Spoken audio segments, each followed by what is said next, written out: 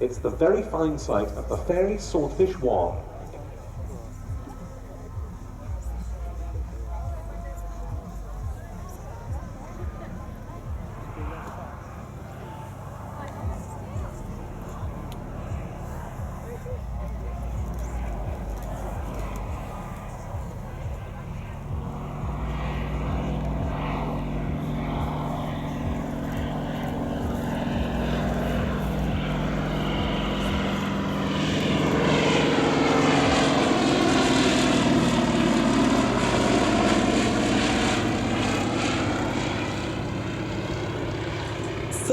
Squadrons of the Fleet Air Arm had Swordfish when war broke out in September 1939.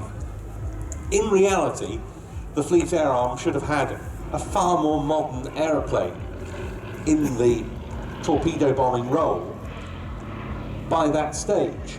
It really is a representative of the sort of complacency about future threats and the muddle that was involved this aircraft still had a leading role to play. But play a leading role it did. Its first combat actions were in Norway in 1940 and then in the Mediterranean. Swordfish were able to fly off aircraft carriers, but they could also be launched by catapult in float plane form from Royal Navy battleships.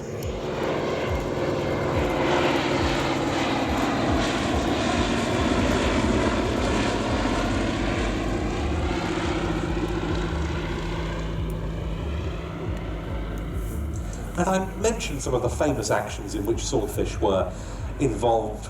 Well, their names are well known to many. Taranto, for example, that was in November 1940. Fleet Air Arm Swordfish found the Italian fleet in port there.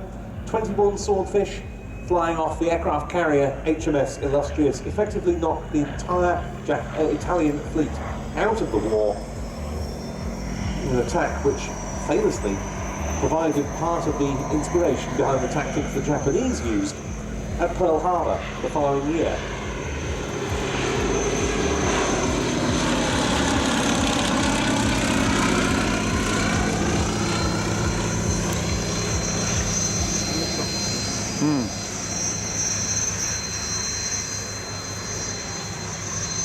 Perhaps even more famous than that was the sinking of the much-feared German battleship Bismarck in May 1941. Swordfish actually managed to hit the Bismarck twice. Aircraft flying off HMS Victoria achieved one torpedo strike and slowed the Bismarck down. That allowed HMS Ark Royal with its own Swordfish to get into range. And its aircraft then scored 3 hits against the ship. One of them damaged the Bismarck's rudder and stopped it manoeuvring, and after that the home fleet were able to sink the Bismarck with its guns. Now, that was a really good example of how this slow-flying biplane had certain advantages, because it flew so slowly that the Bismarck's flak guns had found it difficult to track the biplanes, and they struggled with close-in targets. That really was a drawback of the equipment that the Bismarck had been equipped with, and it was rectified later on the likes of the subsequent battleship Tirpitz.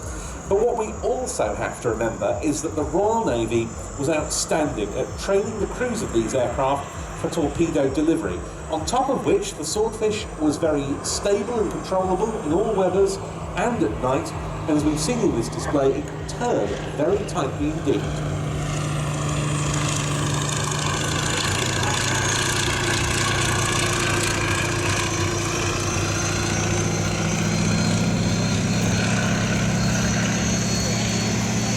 These aircraft operated with 3 crew members in wartime: the pilot, the observer who would sit in the centre cockpit, and the telegraphist air gunner in the rear.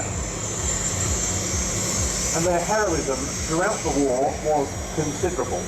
Take the Channel Dash, for example, in February 1942. 6 Swordfish, led by Lieutenant Commander Eugene Esmond, set out to stop the German battle cruisers Gneisenau and Scharnhorst, and the heavy cruiser, the Prince Eugen, proceeding through the English Channel from the French port at Brest to the German home ports. All 6 Swordfish were shot down by the heavy defences, and Eugene Esmond was posthumously awarded the Victoria Cross. But even late in the war, these aircraft had a key role in protecting the vital supply convoys coming through the Arctic and across the Atlantic.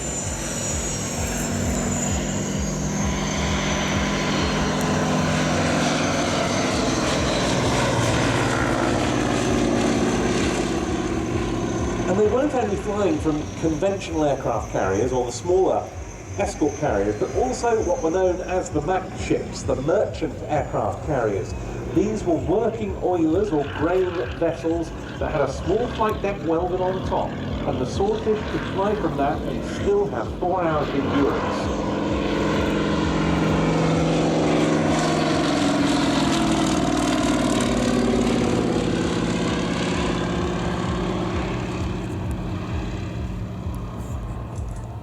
Just think, it is incredible. These aircraft sank 21 U-boats during wartime, mainly on the Arctic convoy escorts they flew to North Russia. And production of the Swordfish didn't end until August 1944. Most of the nearly 2,400 were built by Blackburn at Sherburn-in-Elmet rather than by Fairey, the aircraft's original designer and manufacturer. That includes this one, which dates from 1941. And the crew are having a very good view of you on this final pass. They're giving you a wave. Do wave back at the crew of the Fairey Swordfish 1 from Lady Wings.